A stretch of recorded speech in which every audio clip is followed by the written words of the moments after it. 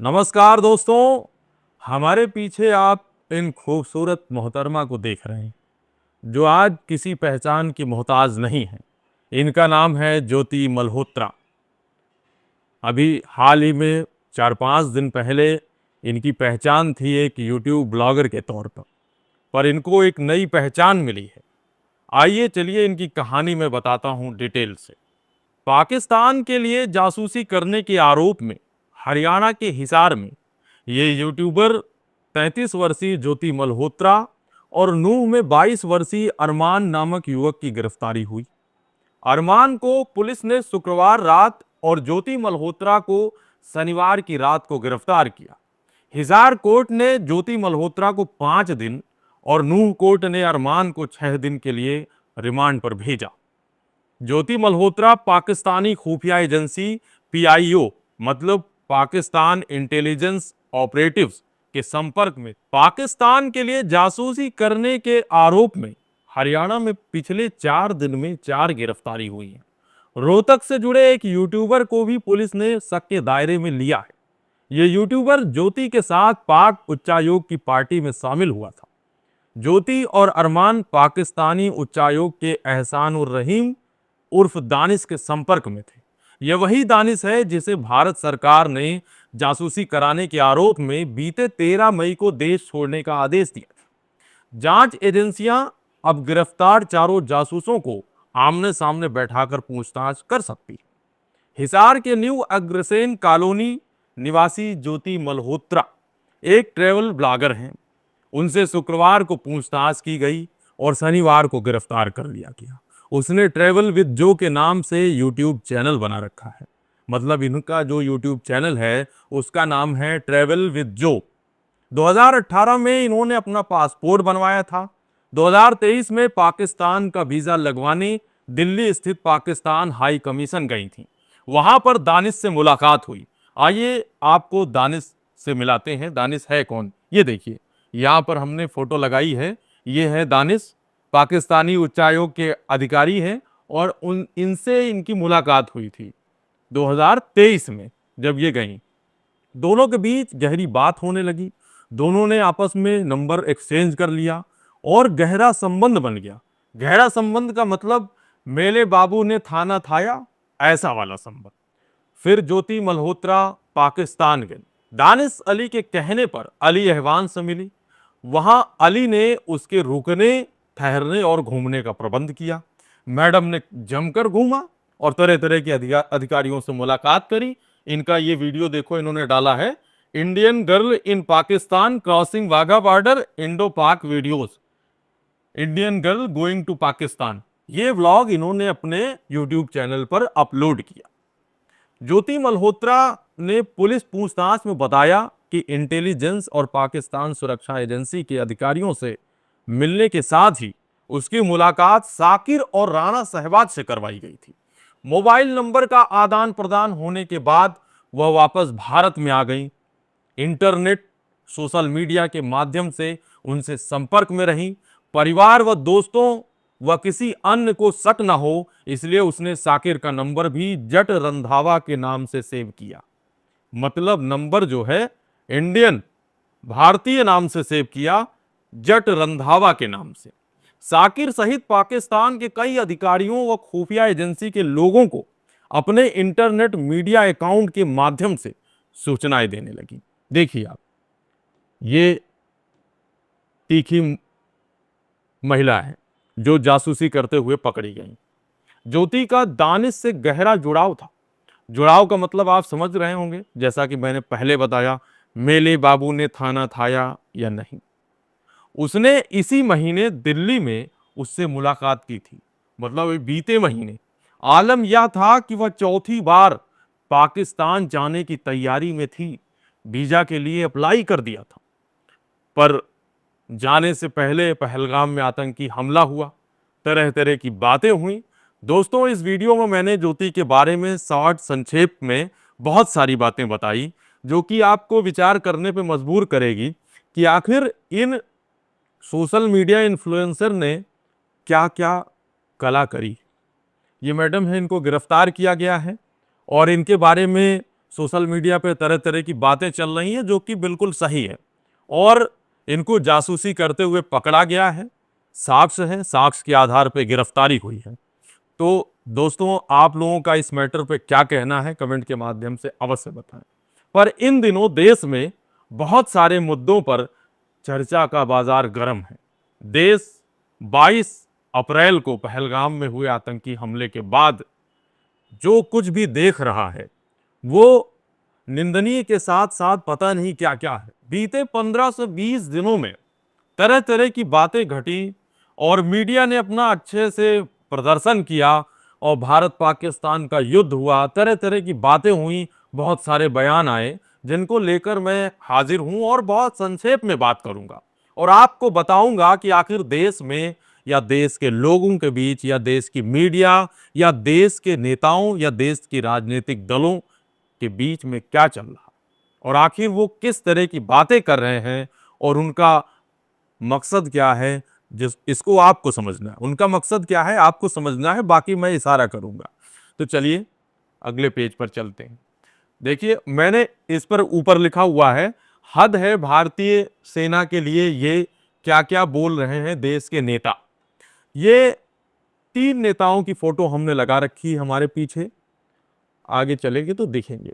ये हमारे पीछे कुंवर विजय शाह जी हैं जो कि एमपी में बहुत ही प्रतिष्ठित मंत्रालय मतलब मंत्री हैं, और इनका मंत्रालय है जो है ट्राइबल विभाग में ये मंत्री हैं, ट्राइबल विभाग के मंत्री हैं।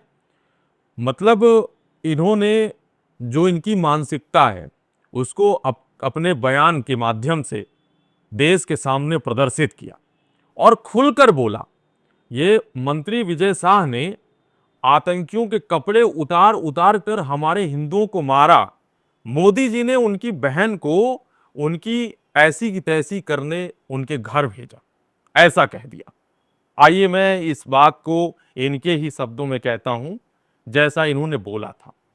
मतलब इन्होंने बोला ये था कि आतंकियों ने कपड़े उतार उतार कर हमारे हिंदुओं को मारा और मोदी जी ने उनकी बहन को उनकी ऐसी की तैसी करने के लिए उनके घर भेजा, और मोदी जी कपड़े तो उतार नहीं सकते, इसलिए उनकी समाज की बहन को भेजा कि तुमने हमारी बहनों को विधवा किया है तो तुम्हारे समाज की बहन आकर तुम्हें नंगा करके छोड़ेगी।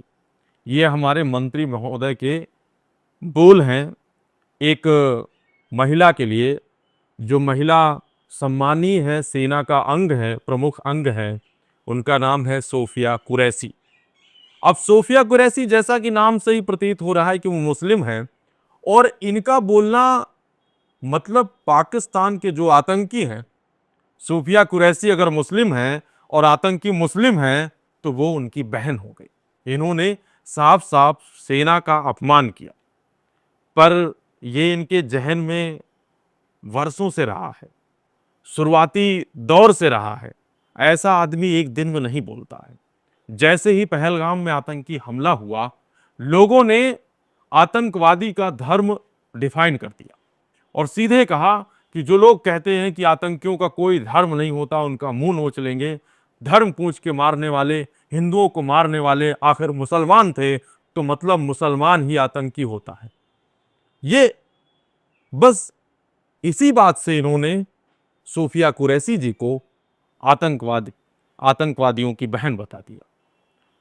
मतलब इन्होंने जो बोला कि मोदी जी ने तुम्हारी बहन को भेजा, मतलब सोफिया कुरैशी जी मुसलमान हैं, आतंकी मुसलमान हैं, और वो भारतीय है ये बात भूल गए, पर वो पाकिस्तानी मुसलमानों की बहन है, पाकिस्तानी आतंकियों की बहन है, ऐसा ये भाई साहब कह रहे हैं। इनके बारे में थोड़ा सा और डिटेल जान लेते हैं। ये कुंवर विजय शाह जी हैं, उम्र 62 वर्ष, शैक्षणिक योग्यता पोस्ट ग्रेजुएट हैं, विधानसभा क्षेत्र है हरसूद, और ये 8 बार के विधायक, 20 साल से कैबिनेट मंत्री हैं। इनका दिमाग देखिए, और कट्टर राष्ट्रवादी पार्टी के नेता हैं। राजनीति की शुरुआत इन्होंने इंदौर के क्रिश्चियन कॉलेज से एबीवीपी से जुड़े, मतलब क्रिश्चियन कॉलेज में इन्होंने पढ़ाई करी और अखिल भारतीय विद्यार्थी परिषद से जुड़े। पहला विधानसभा चुनाव लड़ा 1990 में ये राष्ट्रवादी, 8वां विधानसभा चुनाव लड़ा 2023 में, पहली बार मंत्री बने 2003 में।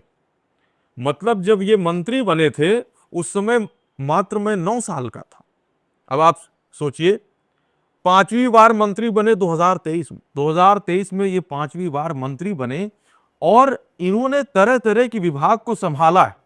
और इनका मानसिक लेवल देखिए, एक मुसलमान होने के नाते इन्होंने सोफिया कुरैशी को आतंकियों की बहन बता दिया और पता नहीं किन किन शब्दों का इस्तेमाल किया। और दोस्तों, ये तो मंत्री जी हैं, इनकी बातें उजागर हुई हैं। सोशल मीडिया पर आप जाइए, उस हमले के बाद कर्नल विनय नरवाल की पत्नी को किस तरह से घसीटा था, किस तरह से उनकी बेइज्जती की थी ट्रोलर आर्मी ने। चलिए, अब ये इन्होंने तो बोल दिया और इनके ऊपर कोई कार्रवाई नहीं हुई, हाई कोर्ट को संज्ञान में लेना पड़ा। उसके बाद एफआईआर दर्ज हुई, वो भी हल्की एफआईआर दर्ज हुई। फिर सुप्रीम कोर्ट ने इनको जमकर डांटा कि भाई आप एक प्रतिष्ठित मंत्री हैं, आपको इस तरह की भाषा का प्रयोग नहीं करना चाहिए। अब ये शर्मिंदा नहीं होंगे क्योंकि इनके पीछे बड़े बड़े लोग खड़े हैं। अभी कोई आम नेता होते या कांग्रेसी होते, सपाई होते या कोई और होते तो इनकी बखिया उधेड़ देती ट्रोलर आर्मी, पर इनके बारे में कुछ नहीं बोलेंगे। अब ये देखिए, ये ऑपरेशन सिंदूर के बाद का जो कुछ भी चल रहा है मैं वही बता रहा हूं। देश में लोग मारे गए पहले आतंकियों के हमले से, फिर जवाबी कार्रवाई के बाद सीमावर्ती इलाकों में लोगों की हत्याएं हुई। पाकिस्तानी आर्मी ने गोले बरसाए, इधर से हमारी आर्मी ने गोले बरसाए, लोग मारे गए, हमारे लोग मारे गए। हम संजीदा हैं, पर हमारे मंत्री जी लोग इस पे मतलब बोले जा रहे हैं, कुछ भी जो भी मुंह में आए बस बोल दो। अब मैं बात करूंगा एमपी के डिप्टी सीएम जगदीश देवड़ा की। मध्य प्रदेश के डिप्टी सीएम जगदीश देवड़ा कहां पीछे रहने वाले थे।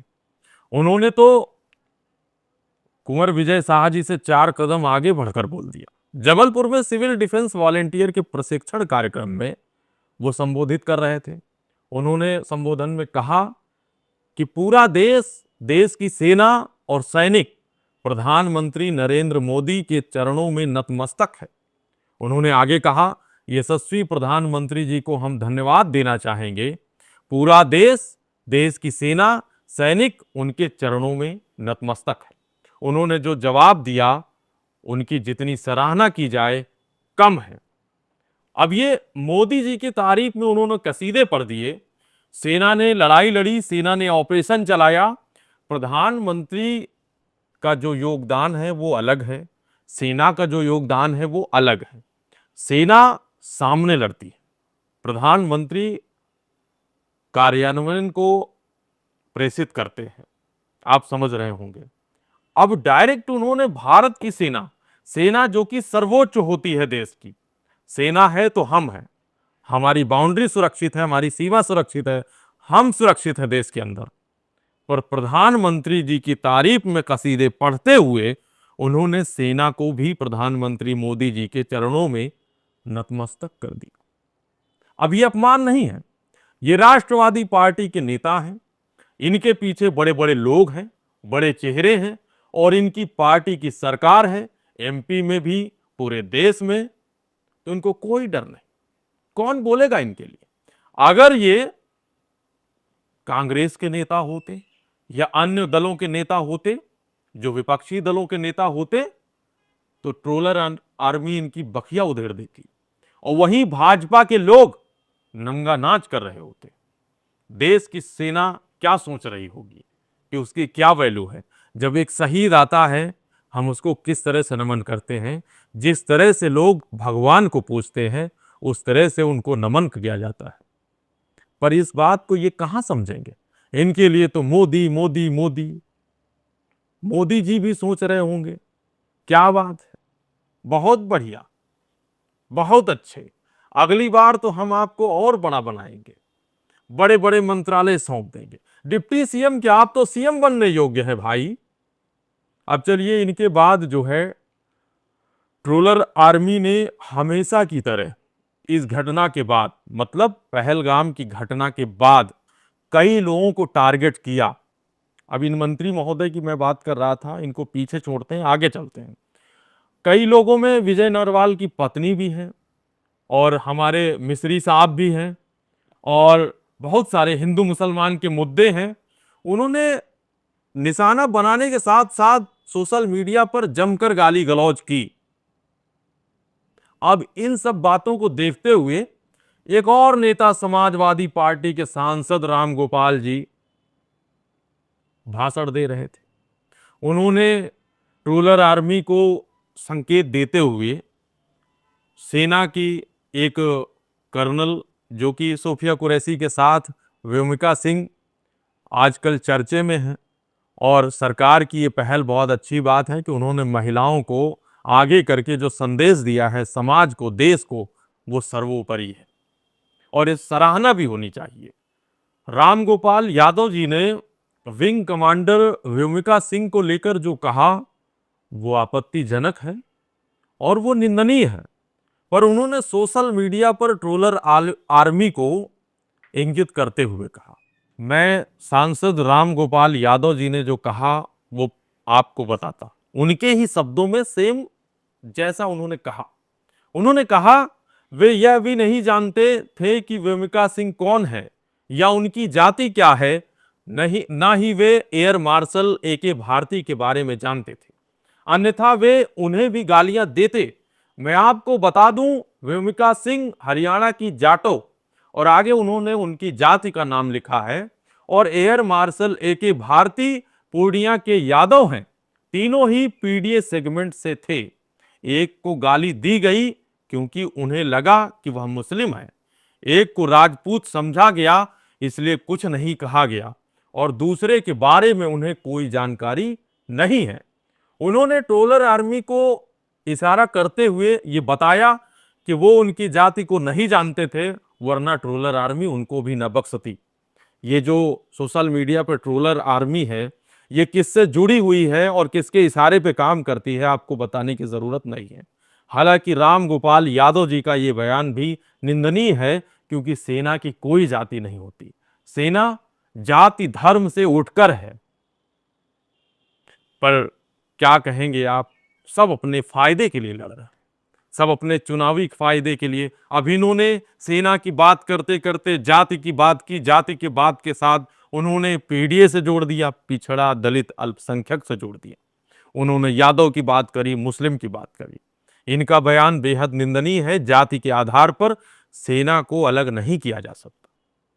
सेना एक है, वो है भारतीय सेना। मतलब आप समझ रहे हैं, भारतीय सेना के 3 अंग हैं, पर वो सेना के जितने भी लोग हैं वो सिर्फ भारतीय हैं, उनको जाति धर्म से कोई लेना देना नहीं। पर राम गोपाल जी को बोलना था, बोल दिया। विजय शाह जी को बोलना था, बोल दिया। आम आदमी को क्या लेना देना? जब ट्रोलर आर्मी के फायदे की बात होती है और दिन रात उसको ट्रोल किया जाता है, तब आम आदमी तक संदेश जाता है। हमारे देश की मीडिया वो आम आदमी तक ये बातें नहीं पहुंचाएगी कि हमारे नेता हमारी सेना का किस तरह से अपमान कर। भारतीय मीडिया के बारे में आप लोगों ने देख लिया है, सुन लिया है, समझ लिया है, और सबको ये पता चल गया है कि भारतीय मीडिया का लेवल क्या है। उन्होंने भारत पाकिस्तान के बीच चल रहे सीज फायर के दौरान कैसे उसको युद्ध घोषित कर दिया। कोई इस्लामाबाद में घुस गया, कोई सेना को घुसा दिया, किसी ने कराची एयरपोर्ट पे कब्जा कर लिया, किसी ने कराची पोर्ट पे कब्जा कर लिया, किसी ने वहाँ के जो सेना नायक हैं उनको बंधक बना दिया, और आज वो पूरे दुनिया में मजाक बनी हुई है। तो भारतीय मीडिया से उम्मीद नहीं कर सकते कि वो सच दिखाए।